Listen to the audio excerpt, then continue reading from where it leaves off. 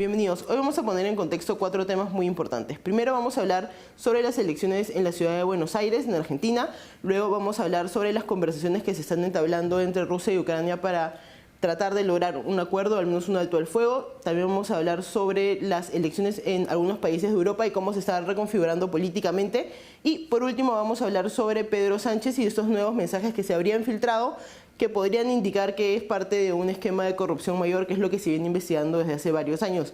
Pero primero comencemos con Argentina, porque las elecciones especiales de la ciudad de Buenos Aires han dado resultados bastante interesantes. Primero, se consolida el liderazgo de La Libertad Avanza, el partido de Javier Milei y el oficialismo, con 30% de los votos. La persona que encabezaba la lista era Manuel Adorni, el portavoz del gobierno, una de las personas, digamos, con más proyección en lo que es la derecha argentina. Y este resultado es interesante también porque nos habla bastante de la situación del peronismo, que quedó en segundo lugar con 27% de los votos, pero también del otro lado de la derecha, ¿no? Porque la derecha de Javier Milei es una derecha tal vez nueva versus lo que era la derecha del PRO, la derecha de Mauricio Macri.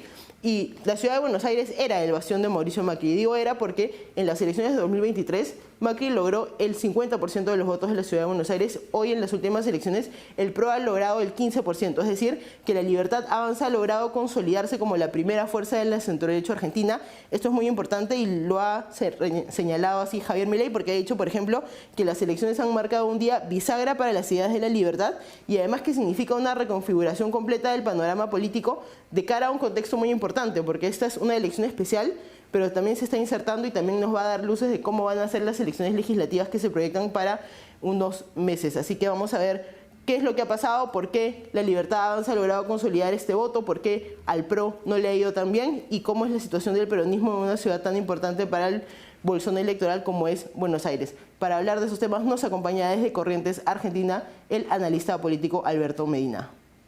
Bienvenido, Alberto, ¿cómo estás? ¿Qué tal? ¿Cómo estás? Gracias por la invitación, como siempre.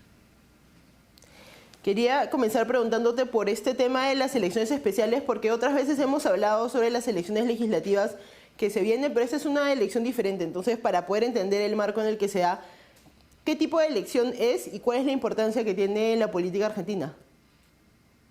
Bueno, las elecciones que pasaron hace pocos días atrás fueron las de medio tiempo de la ciudad de Buenos Aires. Argentina es un país federal y tiene 24 distritos y cada una de las jurisdicciones toma decisiones respecto a su propia fecha electoral. En ese marco ya tuvimos 6 turnos electorales en lo que va del 2025.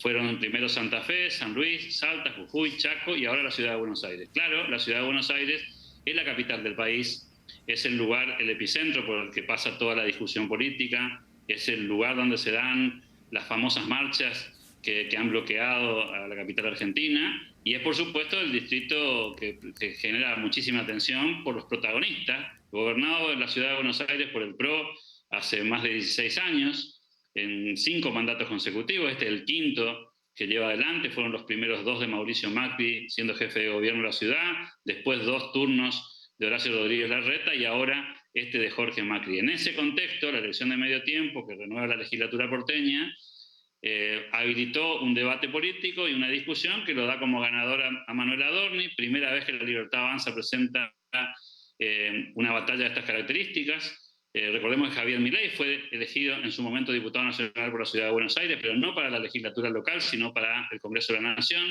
Y por supuesto tiene un valor simbólico muy potente Araceli, porque estamos en un año en el que vamos a elegir la mitad de la Cámara de Diputados de la Nación y un tercio del Senado el próximo 26 de octubre. Entonces, estas elecciones locales tienen de alguna manera la tarea o la misión de ir construyendo un clima político de cara a lo que pueda venir en el mes de octubre, y es imposible no hacer una lectura sobre lo que va a venir en esa elección, que es vital para Argentina, porque allí se definirá si el gobierno nacional consigue mejorar su situación parlamentaria, y eso es sinónimo de reformas, ¿no? ¿Y cuál es el análisis que haces del resultado? Porque es interesante ver cómo el PRO, digamos, ha decaído y cómo La Libertad Avanza ha logrado consolidar su liderazgo, especialmente en la ciudad de Buenos Aires. La Argentina tiene hace, te diría yo, 20 años, y si quisiéramos extenderlo mucho más, 80 años, un debate entre peronismo sí, peronismo no. Y distintas fuerzas políticas han concitado el interés de convertirse en la alternativa al peronismo. Con el paso de los años hemos visto muchas figuras y muchos espacios políticos, más en el centro, más a la centro-derecha, más a la centro-izquierda, intentando disputarles espacio de alternancia en el poder al peronismo. Bueno, en este caso el PRO nació hace unos 20 años atrás como una alternativa al peronismo. Luego como una alternativa al kirchnerismo, siguió desarrollándose, pero claro, después de la elección del 2023, cuando Javier Milei gana la presidencial, el PRO deja de ocupar ese rol de alternativa al poder kirchnerista y lo ocupa la Libertad Avanza, el espacio del presidente de la Nación. Es decir, pierde sentido y lógica esa dinámica que se construyó durante muchos años y por lo tanto se dio ese lugar, ese espacio a una nueva fuerza política aluvional, como fue el caso de Javier Milei, y por supuesto empieza a desaparecer entonces el PRO, que es un partido ideológicamente indefinido, de centro podríamos llamar, con vertientes de centro izquierda y con vertientes de centro derecha, pierde esa posición de ser la posibilidad de desplazar al kirchnerismo y ese rol lo ocupa hoy finalmente la Libertad Avanza y más específicamente Javier Milei. En la ciudad de Buenos Aires eso ahora se termina de confirmar con el triunfo de Manuel Adorni y el desplazamiento de una fuerza política que casi 20 años estuvo ahí de alguna manera disputando el poder y por supuesto eso también a mi juicio abre la puerta que el PRO quizás deba integrarse a la Libertad Avanza, ser un aliado en el mejor de los casos, pero ya no se constituye como una alternativa de poder bajo ningún punto de vista. ¿Y qué es lo que ha generado este avance de la Libertad Avanza en temas electorales? ¿Tú crees que está siendo una consecuencia de que los argentinos entienden que lo están haciendo bien en el gobierno y por eso están extendiendo su apoyo en estas elecciones? Creo que la Argentina pasó un proceso político que fue convivir con el kirchnerismo 12 años, el primer mandato de Néstor Kirchner, los 2 segundos mandatos de Cristina Fernández de Kirchner. Se dio la posibilidad de que la Argentina intente hacer un cambio, ahí gana Mauricio Macri en el 2015, pero ese experimento 2015-2019 fue un experimento fallido, gradualista, sin compromiso, sin coraje, sin convicción para hacer reformas. Eso permitió que el kirchnerismo regrese al poder de la mano de Alberto Fernández en el 2019 y creo que la mayoría de los argentinos que no quieren ser gobernados por el peronismo comprendieron que los cambios requieren otra potencia, otro coraje, otra determinación y por supuesto Javier Milei expresa mucho mejor esa dinámica de cambio que lo que podríamos llamar en la Argentina los tibios, es decir, aquellos que creen en que los cambios son progresivos, secuenciales, paso a paso. La moderación, en esta época, y creo que es un clima de época en el mundo, la moderación tiene pocos adeptos y la gente comprende que si hay que hacer cambios en serio, eso requiere, por supuesto, de mucha más potencia a la hora de llevar políticas públicas adelante. Y eso es la Libertad Avanza, ¿no? Una fuerza política nueva que tiene la convicción de llevar adelante un proceso de cambio y que en ese devenir no hace cálculos electorales. Fíjate que estamos viviendo en Argentina un tiempo cercano ya a la elección de medio tiempo del mes de octubre y salimos del cepo cambiario a pocos meses de la elección. En estas horas se hizo un blanqueo muy significativo de la economía, permitiendo que sectores que tenían ahorros fuera del sistema puedan incluirlos sin pagar multas ni tributos adicionales.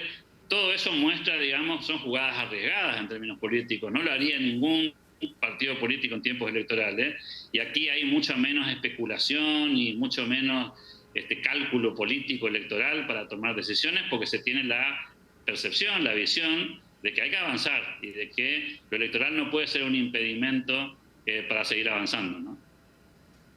Y además, si uno ve el porcentaje de votos que recibió la Libertad Avanza y también el PRO, digamos, aglutinando a la centroderecha, es un porcentaje bastante considerable. ¿Cómo crees que queda el peronismo en esta elección?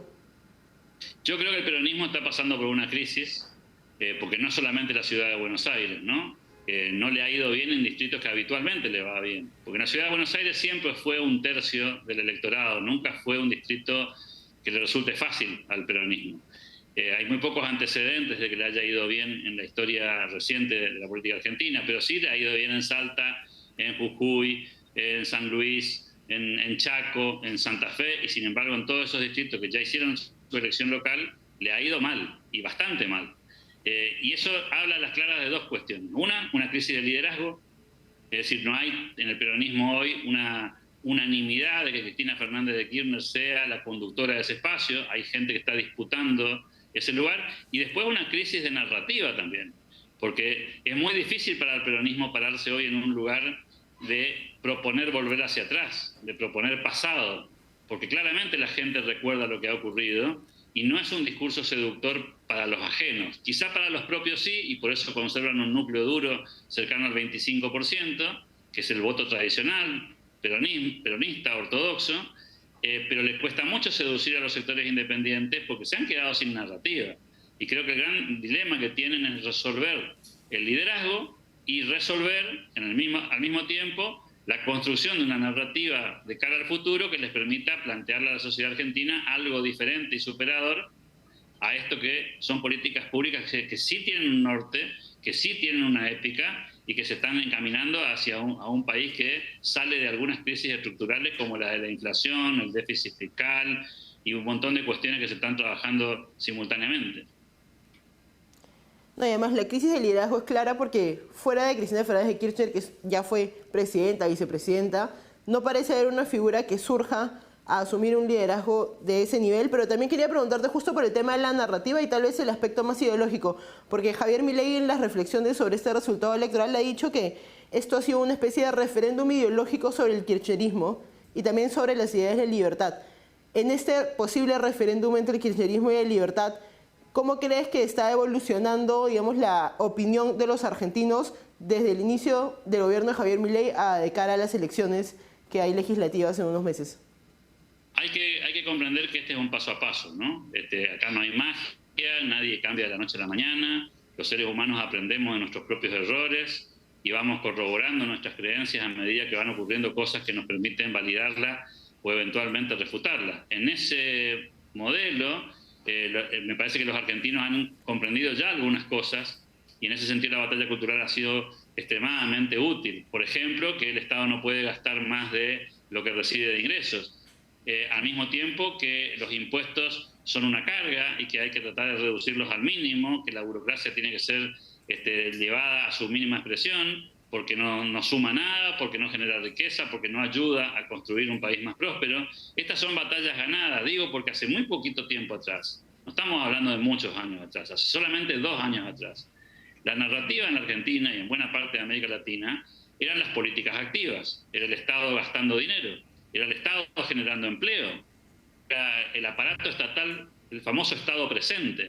Y creo que eso está generando un quiebre. Por supuesto que todavía tienen muchos defensores y va a haber seguramente una tensión, una pulsión en términos ideológicos que seguramente no va a terminar nunca, pero creo que sí hay una especie de construcción de la mayoría, de una nueva mayoría de gente que entiende que es más sensato cuidar el gasto público, no pasarse de la línea y tener impuestos bajos que permitan que la sociedad se desarrolle a través del sector privado. Esa batalla está siendo ganada y por eso le cuesta tanto al kirchnerismo reconstruir un relato. Un dato de color de estas horas, ¿no? Se está extinguiendo un sistema de privilegios que teníamos en Argentina en Tierra del Fuego, que era un sector industrial que podía ensamblar productos extranjeros y convertirlos mágicamente en industria nacional. Se sacaron esas protecciones, históricamente el kirchnerismo estaría en este momento haciendo manifestaciones, tratando de defender a esos trabajadores que podrían perder su empleo. Bueno, no está pasando eso. El kirchnerismo no está en la calle y no está discutiendo el tema ese porque han comprendido que eso no da votos y que la gente quiere pagar los productos más baratos y no está dispuesta a defender una falsa industria nacional, sino en todo caso está dispuesta a defender el desarrollo, ¿no? Yo creo que lo bueno es que elecciones como esta y como las de mitad de término que se acercan son un buen termómetro para ver si los ciudadanos están realmente aceptando las ideas y quieren seguir votando por ellas, porque al final el voto es la única forma real que tienen los políticos de saber si lo que están haciendo va por el camino que quieren las personas, en todo caso, sobre todo en un lugar como Argentina donde el cambio es tan extremo del peronismo a lo que está haciendo Javier Milei. Muchas gracias por acompañarnos, Alberto. A ustedes por la oportunidad. Vamos a una pausa y volvemos.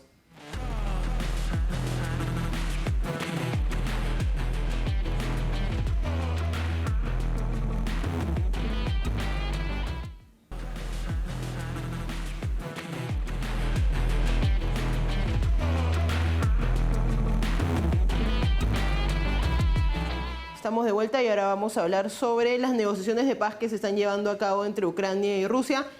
Vamos a ver qué es lo que está pasando exactamente, porque esta es una situación que ya lleva bastantes semanas. Se habla de la posibilidad de que se reúnan, hubieron reuniones de segundo nivel porque al final Vladimir Putin decidió no asistir. Luego Donald Trump dijo que si no ponían de su parte ambos lados, él iba a dejar, digamos, de presionar tanto para que haya un alto al fuego y un acuerdo de paz. Y lo que ha ocurrido en los últimos días es que la administración Trump ha anunciado que ha entablado conversaciones con Vladimir Putin para que se puedan sentar en una mesa de negociación con Zelensky y lograr una especie de alto al fuego. Ahora, esto es interesante porque Putin ha sido bastante claro en ciertas condiciones. Por ejemplo, dice que si es que van a comenzar las conversaciones de paz, no necesariamente aceptarían un alto al fuego, lo que quiere decir que quiere seguir con la ofensiva militar, y muchas personas entienden que eso muestra que no tiene tal vez un compromiso real con esas conversaciones de paz y que tal vez lo hace para apaciguar un poco a Estados Unidos y, por ejemplo, para que Donald Trump no siga imponiendo nuevas sanciones a Rusia. Y por otro lado, claro, está Zelensky, que dice que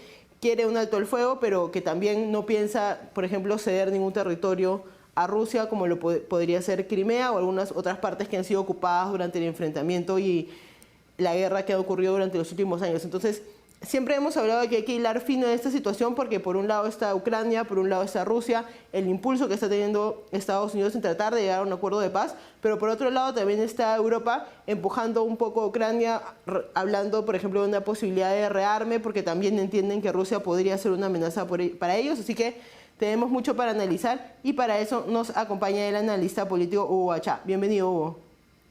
Araceli, siempre es un placer, a sus órdenes. Podemos comenzar tal vez con esta conversación que ha habido entre Trump y Putin. ¿Qué es lo que se sabe o qué es lo que parece que se ha llegado luego de esa conversación? Araceli, yo creo que lo que acabas de decir es la manera más responsable de encarar el escenario que presenta la guerra de Ucrania.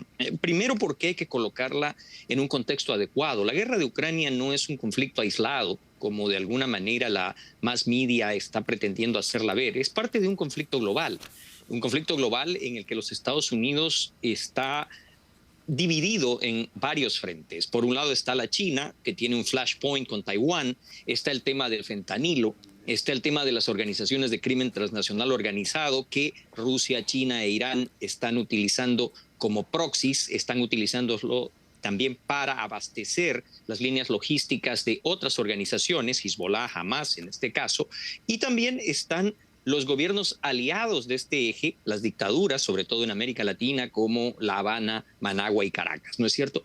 Pero específicamente la guerra de Ucrania tiene algunas características que creo que escapan al ojo del público en general, ¿no es cierto? Se pretende hacer ver a la administración Trump como una especie, los que son más agresivos, de títere, con los que son un poco más generosos y condescendientes, como alguna especie de simpatía que se tendría desde la Casa Blanca hacia el Kremlin. Yo creo que esto es demasiado superficial, apreciada Araceli. Creo que la guerra en Ucrania tiene a Putin en una posición muy difícil, tanto en lo interno como en lo externo. En lo interno, porque lo hemos conversado contigo en múltiples oportunidades, Putin no tiene nada que pueda mostrar como una victoria el día de hoy. Recordarás, él le dijo a su base de apoyo social popular, pero sobre todo a la oligarquía, a la inteligencia, a ese aparato de ex agentes de inteligencia de la Unión Soviética devenidos en grandes multibillonarios, que esto iba a durar 3 días. Les dijo que los objetivos eran también 3. Retirar a Ucrania de su intención de integrarse con la zona europea, regresarla a la influencia de la Federación Rusa, alejar a la OTAN de las fronteras de la Federación Rusa y anular cualquier tipo de situación o posibilidad de Ucrania como un factor estratégico militar. Ninguno de los 3 se han logrado. Ninguno de los 3, ¿no es cierto? Entonces, creo que en ese sentido también está el lado externo. Antes de la guerra, todos los think tanks, todos los servicios de inteligencia consideraban a Rusia como un poder militar de primer orden. Lo consideraban tan así que en muchos aspectos se consideraba a las Fuerzas Armadas de la Federación Rusa como superiores a las Fuerzas Armadas de la República Popular de China. Hoy día, y esto no es una falta de respeto, ante la confrontación con una potencia de tercer orden, estamos hablando militarmente por el amor de Dios, como es Ucrania, está claro de que la Federación Rusa no estuvo ni cerca de las expectativas. Y eso ha disminuido sin duda su proyección, su envergadura, su influencia, y la ha subordinado a la China. Entonces, creo que es un escenario muy complejo, a donde también hay que considerar qué está pasando hacia el interior de Rusia y qué es lo que no le permite a Putin mostrar o permitirse mostrar ninguna apertura hacia una paz a donde él no puede poner sobre la mesa nada que se parezca a una victoria. No, y justamente porque en el contexto que nos muestras también es importante, creo que, entender que Ucrania no es un país cualquiera para Rusia, ni históricamente ni geopolíticamente, no es un poco la puerta energética de Europa, y por eso Europa también está bastante involucrado en esa guerra y en tratar de mantener, digamos, a Ucrania del lado de Europa y que no llegue a manos rusas. Entonces es un lugar bastante geopolíticamente importante.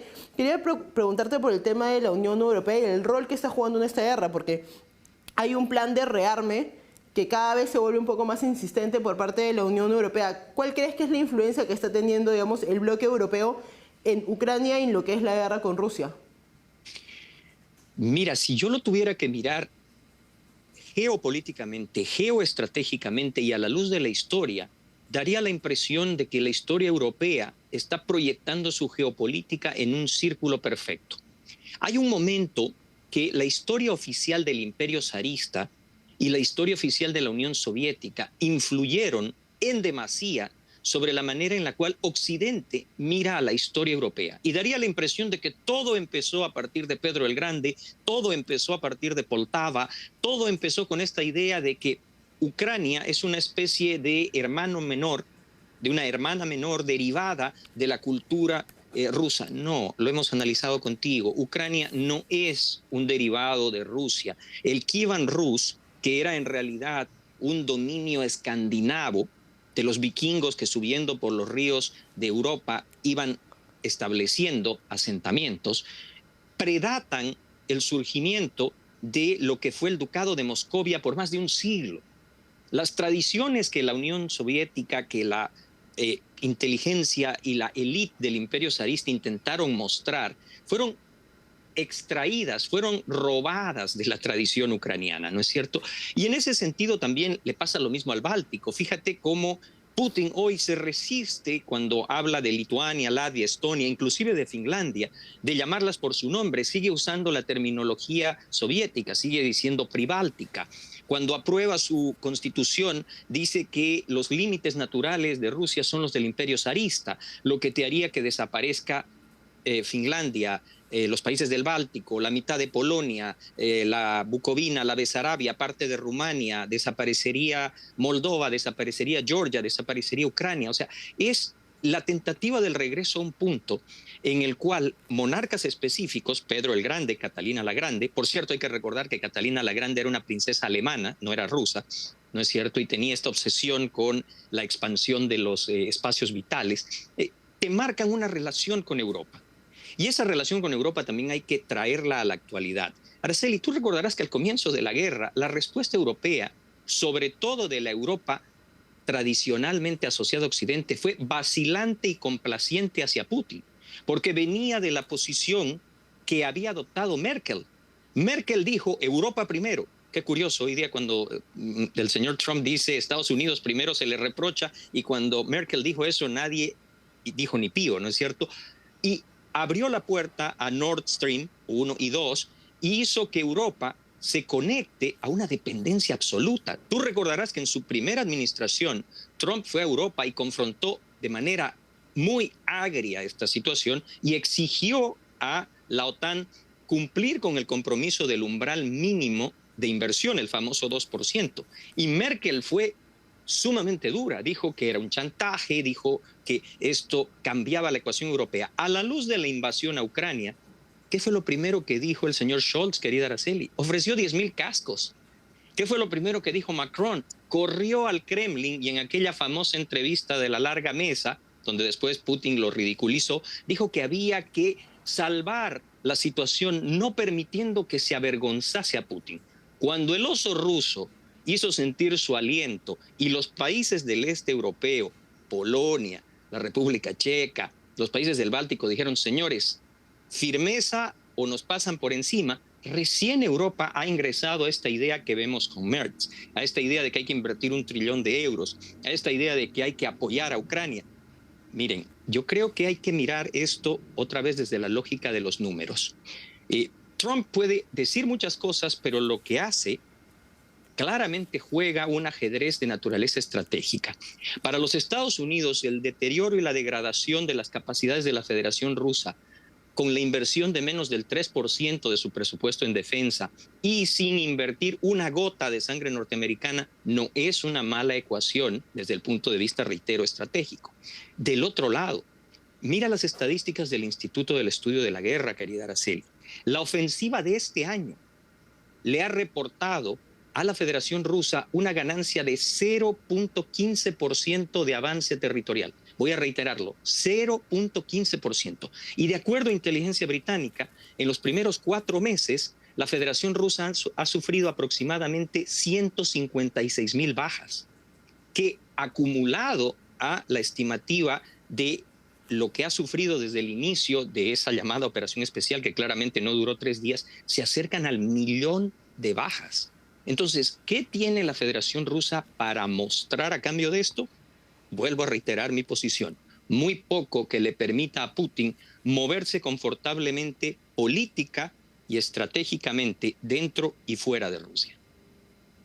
Justamente en esa situación se habla mucho de que esta idea de que Putin dice, ok, vamos a sentarnos en la mesa de negociación, luego no asiste o luego parece que le dice a Trump que sí. Habla un poco de una estrategia de Rusia de dilatar, de tal vez darle a pensar a Zelensky que podría sentarse en una mesa de negociación y bajar un poco la guardia para emprender una contraofensiva mucho más dura. ¿Tú crees que esta estrategia o esta idea que se piensa que Putin tiene en mente tiene sentido?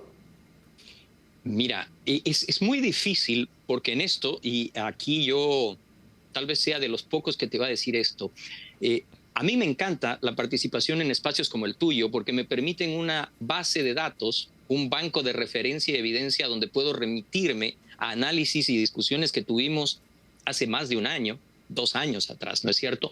¿Por qué te menciono esto? Hasta aquí se dio la impresión en el Legacy Media de que la idea de Trump era un abandono a Ucrania, porque cesaba el tema de la donación y se olvidaba que la donación de equipos y armamento siempre vino con la limitación en el uso. Se le prohibía a Ucrania atacar determinados blancos, operar a cierta distancia, desplegar ciertos medios en ciertas áreas. A partir de la firma, recordarás que fue contigo la primera con la cual analizamos este tema, la firma del Tratado de Minerales y Tierras Raras, que hizo que el secretario del Tesoro de los Estados Unidos diga públicamente, a partir de este momento tiene que quedarle claro a la Federación Rusa y al mundo que los Estados Unidos está comprometido con la existencia y la integridad territorial de Ucrania y que además en el documento a la letra señala de que las empresas a establecerse, estas empresas mixtas ucraniano-americanas, son de interés estratégico de los Estados Unidos y Estados Unidos se compromete a su protección y defensa, cambian radicalmente la ecuación. Fíjate lo que está sucediendo hoy en día. Fíjate el tema, un hecho puntual. En la guerra moderna es impensable la libertad operacional sin superioridad aérea.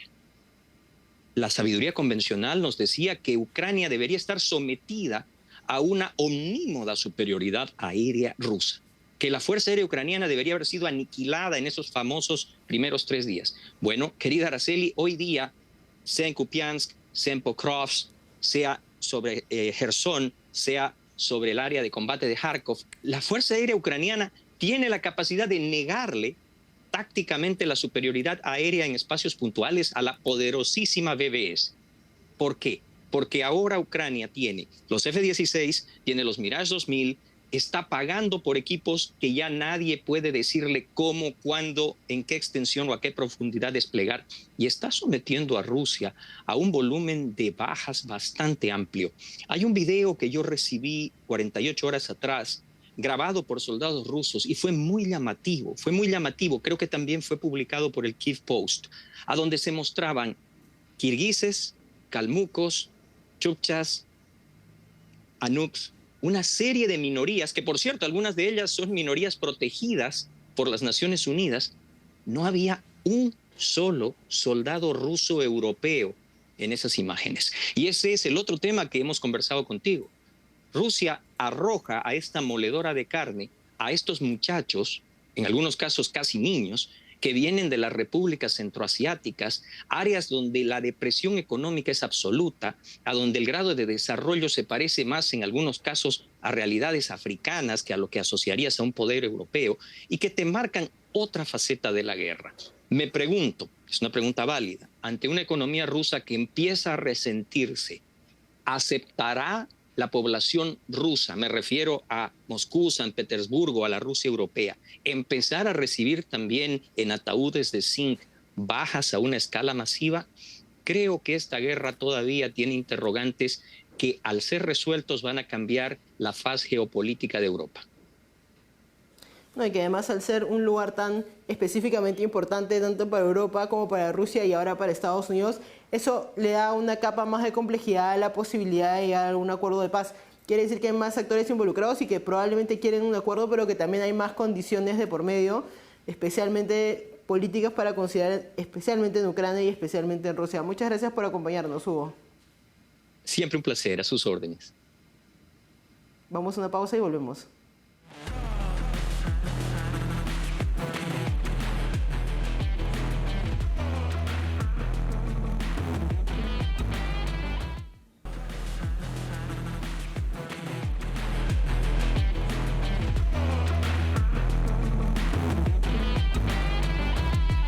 Estamos de vuelta y ahora vamos a hablar sobre una serie de resultados electorales que se han dado en Europa en los últimos días, especialmente Polonia, Rumania y Portugal.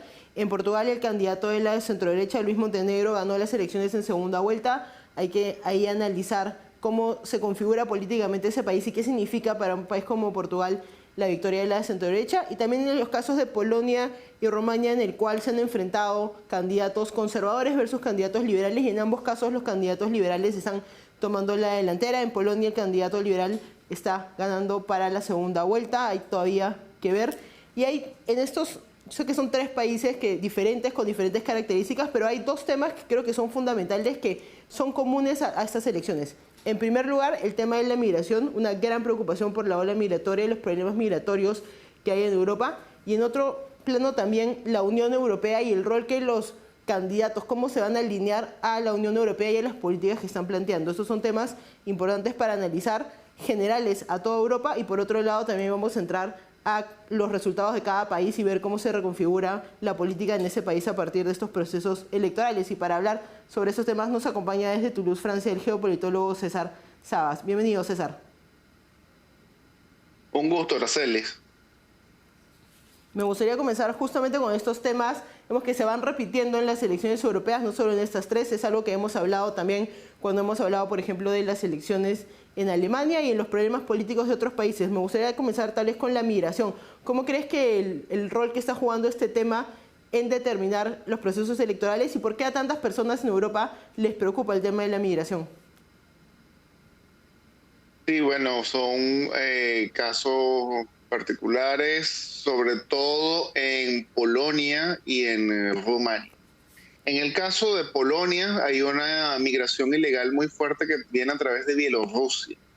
No son bielorrusos ni rusos, sino que debido a, digamos, la guerra híbrida que hay, tanto de rusos hacia Europa como de Europa hacia los rusos, el presidente dictador de Bielorrusia, Alexander Lukashenko, ha decidido convertir a su país en una especie de hub para importar personas que vienen de África y del Medio Oriente, que sea Bielorrusia una escala para luego mandarlos hacia la Unión Europea a través de Polonia o Lituania.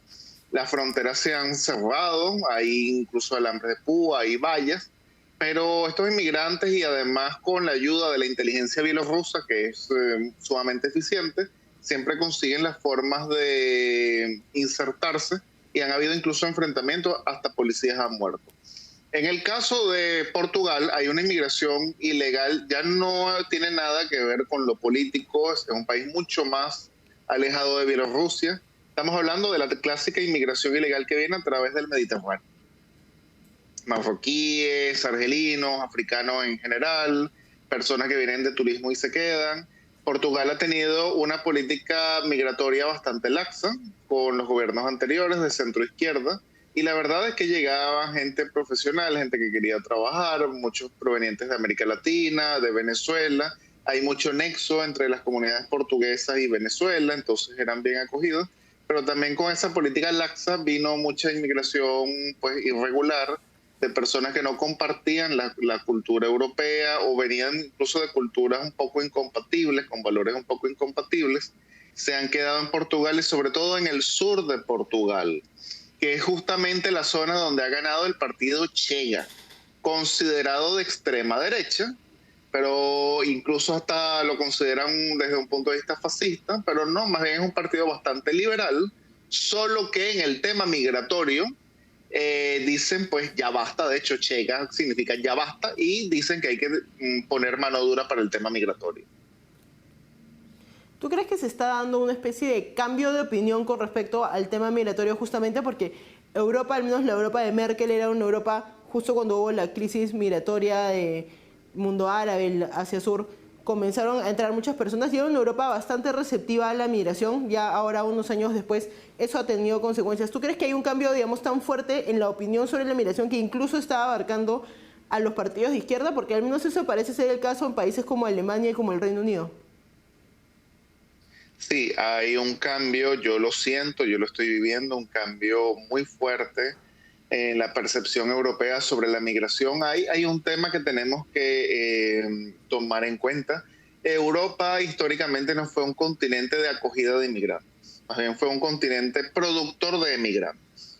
América, y hablando América toda, ¿no? Estados Unidos, América toda, era el continente de la emigración. En los americanos, como continente americano, desde Canadá hasta Argentina, hay una tradición pues de acoger al inmigrante que viene con otras costumbres y hacemos un melting pot. Yo soy americano, yo vengo de Venezuela, y de ahí pues formamos una nueva cultura. Incluso, por lo menos en el caso venezolano, un extranjero, un portugués, un italiano que venía, tenía 20 años y hasta decíamos, ya tú eres venezolano. Me imagino que eso mismo pasaba en Argentina, en Canadá, en otras partes. En Europa no hay esa cultura de acogida de inmigrantes. Entonces, desde los años 60 vino estas grandes masas migratorias y de paso provenientes de culturas muy distintas, porque en América, continente americano, estábamos hablando de occidentales acogiendo occidentales. Aquí estamos hablando de occidentales que nunca pensaron acoger a nadie, no tenían esa cultura, acogiendo a no occidentales, con valores muy distintos. Entonces era un choque, un cortocircuito, entre el que no sabe asimilar con el que no quiere o no sabe cómo asimilarse. Y en ese cortocircuito estamos viendo la Europa hoy en día con múltiples problemas multiculturales y un cambio paulatino en la opinión de los europeos de cuál debe ser la política hacia la migración. Y está ganando en todos los sectores, salvo, podría decir, la extrema izquierda francesa, pero incluso en la centro-derecha, la centro-izquierda francesa también, hay una concepción de que hay que poner mano dura para el tema migratorio y hay que reducir el flujo migratorio. Sí, me voy a meter aquí, ¿vale? Escúchame, saca chica, si quieres... Justamente quería preguntarte por este tema de los países ya en particular, pasando digamos del tema que puede entrar un poco a los temas generales, sino al tema de, por ejemplo, Rumanía, Polonia, que son países que para Occidente son bastante importantes. Polonia también ha jugado un rol bastante importante en el tema de Rusia. Es un país que es muy abierto con sus opiniones sobre el conflicto Ucrania-Rusia. Quería preguntarte, ¿cuál es la importancia que tienen estos países para Occidente? Es vital. Por ejemplo, Rumania, que ha estado poco sonada, salvo desde que vino todo este tema, estos problemas electorales, tiene una importancia tanto para la Unión Europea como la OTAN en particular, porque al tener costa en el Mar Negro, recordemos que el Mar Negro es tradicionalmente la zona de influencia rusa. El Mar Negro es un mar completamente cerrado que depende de dos puntos estratégicos vitales. Uno lo tienen los rusos, que es Crimea, y el otro es el estrecho de Bósforo, que lo tienen los turcos. Y por eso es que los turcos son un aliado tan incómodo en la OTAN, pero todo el mundo los tolera porque necesitamos en la OTAN a los turcos ahí.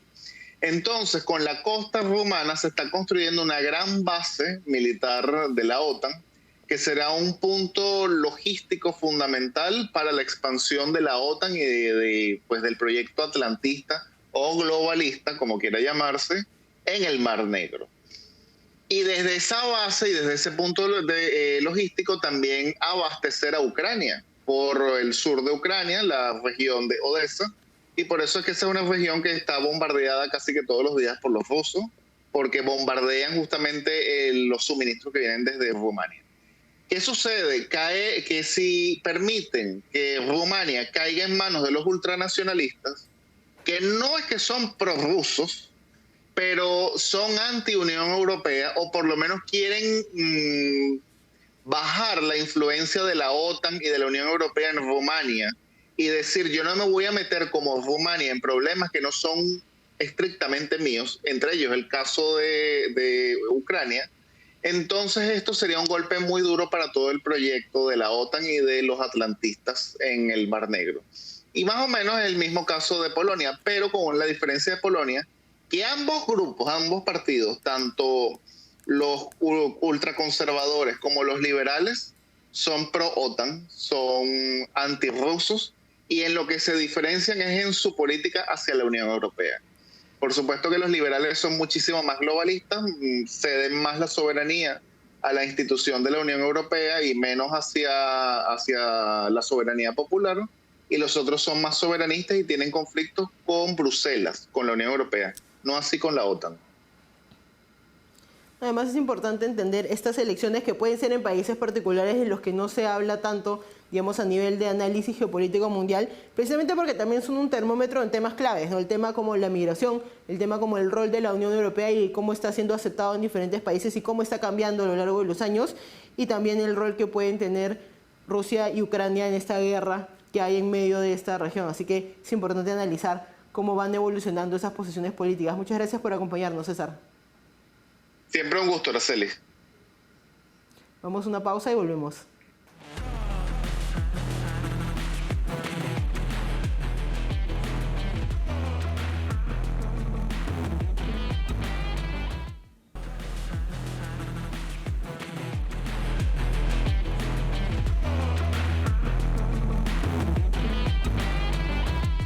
De vuelta y ahora vamos a hablar sobre la situación de España. Ya hemos hablado de este tema antes porque durante los últimos meses y también tal vez años se hablaba bastante de posibles escándalos de corrupción alrededor de Pedro Sánchez, el presidente de España. Se hablaba bastante de ministros alrededor de él que estaban involucrados en esquemas de corrupción. Se habla también de familiares. En un momento se habló de su esposa vinculada a un caso de corrupción.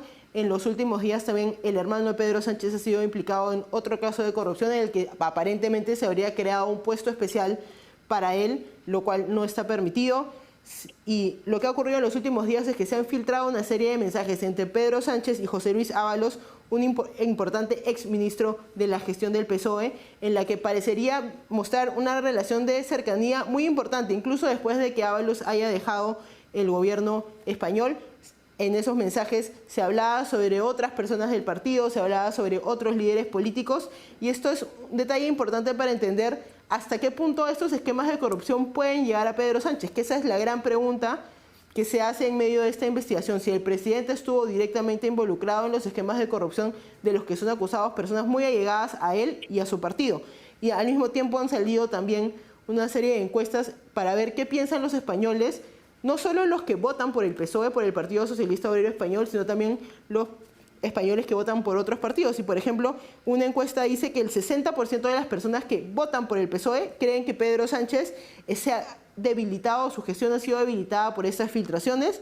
Y, por ejemplo, que más del 70% de los ciudadanos creen que estos mensajes que se han filtrado han terminado dañando su imagen. ¿Por qué es importante analizar esto? Porque el gobierno de Pedro Sánchez es un gobierno débil. Hay que recordar, y eso también lo hemos analizado antes, que Pedro Sánchez se vuelve presidente no porque recibe la mayoría de los votos en un proceso electoral, sino porque logra una alianza con diversos pequeños partidos de izquierda que son los que los mantienen en el poder. Entonces, cada vez que estos esquemas de corrupción se vuelven más fuertes, cada vez que salen más evidencias, también debilita más al gobierno de Pedro Sánchez. Y para hablar de estos temas nos acompaña desde Madrid el director de Distrito TV y analista político Jesús Ángel Rojo. Bienvenido, Jesús Ángel.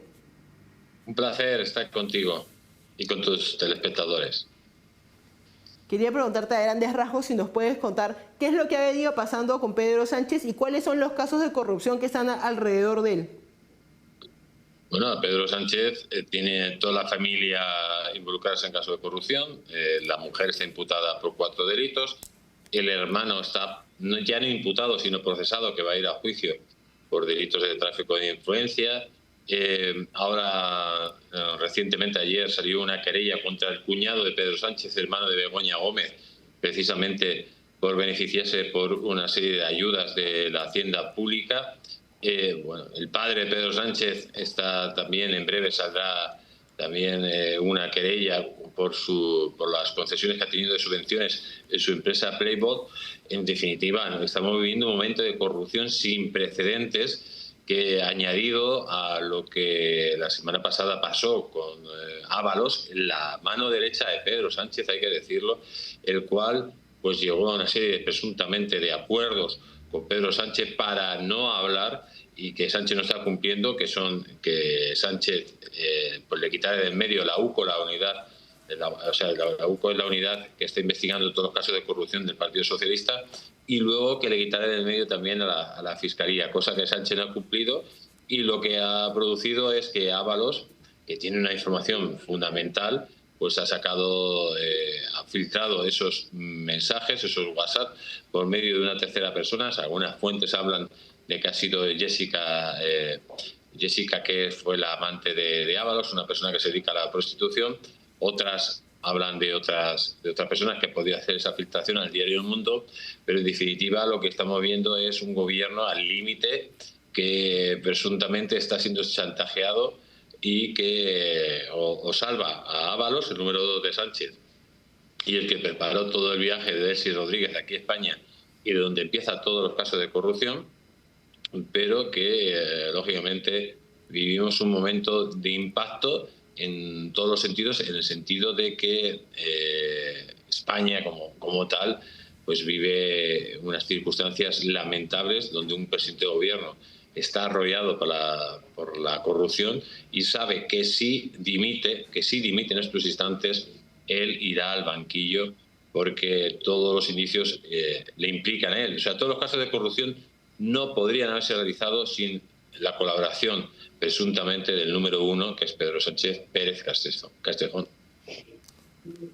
Justamente la Moncloa, el gobierno de España, lo que ha dicho, el gobierno de Pedro Sánchez, lo que ha dicho es que no ha visto nada políticamente comprometedor en los mensajes. Entonces quería preguntarte, ¿qué dicen estos mensajes y cómo se vinculan al caso Coldo, que es el caso de corrupción más grande que tiene en contra del gobierno de Pedro Sánchez en estos momentos? Bueno, no sé que sean comprometedores, es que son directamente mensajes que podrían llevarle al banquillo. Estamos hablando de un mensaje donde... Bueno, primero hay un informe de la UCO, que es la Guardia Civil, que dicen que el rescate de Air Europa estaba bloqueado hasta que Javier Hidalgo llama a la mujer de Pedro Sánchez y lo desbloquea. Hay un hecho ya fundamental. 16 de julio de 2020, la mujer de Pedro Sánchez se reúne con el CEO de Air Europa para el rescate de Air Europa. Poco después, Pedro Sánchez llama a Nadia Calviño, que era la vicepresidente de Economía, y a Ábalos, el ministro de Transportes, para que inicie un rescate donde la empresa interesada, en este caso Air Europa, no lo había solicitado. 3 de septiembre del 2020. Estamos hablando que en esos momentos el rescate está bloqueado y el CEO de Air Europa llama a la mujer de Pedro Sánchez para que los desbloquee. Después de esa llamada del CEO de Air Europa, Pedro Sánchez 5 días después desbloquea el rescate de Air Europa. Y ahí directamente es un WhatsApp que lo implica. Hay dos WhatsApp que lo implica directamente su implicación en el rescate de Europa. El rescate de Europa, que pedían 435 millones de euros, pasa de 435 millones de euros a 475 millones de euros. O sea, es evidente que le implican directamente. Lo que sucede en todos estos WhatsApp es que Ábalos, que le ha lanzado un mensaje muy claro a Pedro Sánchez Pérez Castejón para, lógicamente, intentar que le salve o que cumpla los pactos secretos presuntamente que han podido tener, y hasta ahí ha llegado. Pero lo que estamos hablando es que si Ábalos sigue hablando y sigue filtrando presuntamente WhatsApp, Pedro Sánchez está directamente en el banquillo. De hecho, en cualquier gobierno normal, en cualquier gobierno occidental, democrático, nadie podría aguantar que su mujer estuviera imputada, que su hermano estuviera procesado, que su cuñado estuviera querellado, que su padre fuera a ser imputado, que su fiscal general de Estado estuviera imputado, que tiene más imputados en el gobierno que miembros del gobierno directamente. Simplemente en estados totalitarios como Venezuela, Cuba o Nicaragua podríamos vivir eso. Eso es lo que estamos viendo con Pedro Sánchez, un presidente legítimo que no ganó las elecciones y que ha ganado, consiguió los apoyos en el Parlamento gracias a partidos que tenían que estar ilegalizados porque son partidos directamente que están al margen de la ley, vulneran la ley, partidos comunistas, partidos terroristas, partidos golpistas y partidos racistas. Pedro Sánchez gobierna gracias a ese apoyo y al sistema parlamentario español que permite ese tipo de conjugación. No, y aunque el entorno de Pedro Sánchez trata de minimizar esta filtración, lo cierto es que, claro, todas estas personas que nos comentan están involucradas directamente. Creo que incluso hasta la esposa de su hermano está involucrada en un caso de corrupción que recientemente ha salido, pero también está el otro lado, ¿no? El lado electoral y el lado de los ciudadanos, porque esta encuesta que menciono también, que la mandó a hacer El Mundo, dice que el 60% de los votantes del PSOE cree que Pedro Sánchez ha estado políticamente debilitado. ¿Cómo crees que estos eventos, estos escándalos de corrupción están, digamos, afectando el gobierno de Pedro Sánchez y la percepción del partido del PSOE más allá de Pedro Sánchez? Bueno, aquí tenemos un control mediático increíble, tenemos la Radio Televisión Pública Española, que es una vergüenza, es una televisión que se dedica a desinformar a la población con el dinero público, es una televisión pública que dedica a hacer apología de grupos terroristas como Hamas, de grupos terroristas como la ETA, a blanquear el terrorismo, a blanquear las narcodictaduras, y luego vemos una serie de medios de comunicación que están directamente financiados por el gobierno de España, que intentan no informar, sino desinformar a la opinión pública. En definitiva, ¿qué es lo que estamos viendo? Estamos viendo que todos estos casos de corrupción, que son aberraciones en cualquier democracia normal, hubieran ya dimitido, vemos que los van tapando y hay 7 millones de personas que, por un lado, o son personas que reciben prebendas del Estado, subvenciones, son funcionarios. Hay que recordar que Pedro Sánchez ha metido 1 millón de funcionarios en los últimos 10 años. Pedro Sánchez está financiando con paguitas a gente que no quiere trabajar. Ahora mismo en España es súper complicado que la gente trabaje por la financiación constante por parte del Estado, a pesar de que está llevándolo a la ruina o con una deuda pública ya prácticamente impagable. Pero lo que vemos es que verdaderamente no está, digamos, marcando pues el voto español. Aparte tenemos una posición muy floja, una posición compuesta por el Partido Popular y Vox, que bueno, están enfrentados entre ellos, en vez de estar enfrentados ante el problema que es Pedro Sánchez, que es un problema para la nación, la democracia y sobre todo para la libertad y el Estado de Derecho. Y lo que estamos viendo ahora mismo es que Pedro Sánchez está lanzando un mensaje ya no del Partido Socialista, sino de Frente Popular, donde él es el salvador, digamos, el que une todos esos grupúsculos radicales, extremistas, que tenían que estar ilegalizados en la mayoría de los países democráticos contra una supuesta extrema derecha. Entonces, ahora mismo ha logrado casi un frente guerra civilista, donde la gente está radicalizada al estado sumo, y luego Pedro Sánchez es un personaje siniestro que cuando ganó las primarias ya dio pucherazos. En el 2023 ya hubo indicios muy claros de pucherazos, y seguramente que en las próximas elecciones preparará algo. O la derecha o el centro derecha se une o gana con mucha solvencia, o si la cosa está muy ajustada tendremos Pedro Sánchez para rato, porque no estamos hablando de un régimen democrático, de un personaje democrático, sino de un tipo que ha fagocitado, al estilo Chávez, todas las instituciones, el Tribunal Constitucional, la Fiscalía, el Tribunal de Cuentas, de hecho, el fiscal general del Estado está imputado por delitos, por hacer, cacerías contra adversarios políticos, está imputado y va a ser procesado, y Pedro Sánchez le da lo mismo. O sea, Pedro Sánchez ha ligado su presencia a la presidencia del gobierno a su salvación jurídica. Si Pedro Sánchez sale del gobierno, terminará en prisión, porque no solo los casos de corrupción que le rodean, sino que todos apuntan a Pedro Sánchez Pérez Castejón. No, y además de los escándalos de corrupción, como justamente también dice, sin estas alianzas bastante cuestionables con grupos que tal vez no deberían estar al gobierno, pero que son los que terminan sosteniéndolo en el poder. Y también habría que analizar cuál es el rol que está jugando la oposición en lograr, digamos, romper esta un poco barrera mediática que hay con todos los medios que controla el gobierno en España. Muchas gracias por acompañarnos, Jesús Ángel. Un placer y felicidades por tu programa, porque está teniendo mucho éxito, no solo en América, sino aquí en España. Muchas gracias. Vamos a una pausa y volvemos.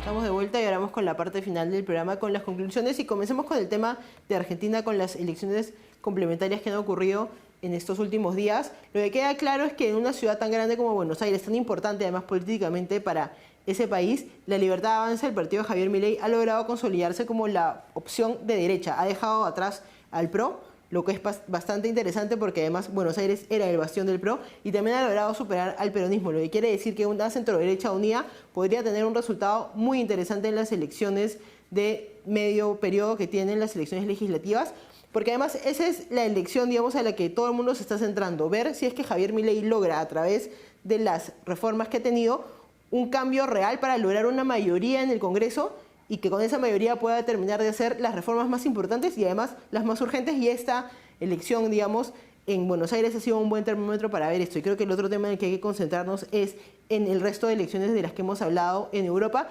porque no se suele hablar tanto de ellas, son países bastante pequeños que tal vez no tienen el impacto que tienen otros, pero lo cierto es que nos da una señal bastante clara. Primero, que el tema de la guerra de Ucrania y el rol que está jugando Rusia en la geopolítica regional es muy importante y puede ayudar a determinar qué candidatos ganan y qué candidatos pierden, y también el rol de la Unión Europea, y por último el tema de la migración, que es uno de los temas que más ha marcado a Europa en las últimas décadas. Eso ha sido todo por hoy. Muchas gracias por acompañarnos.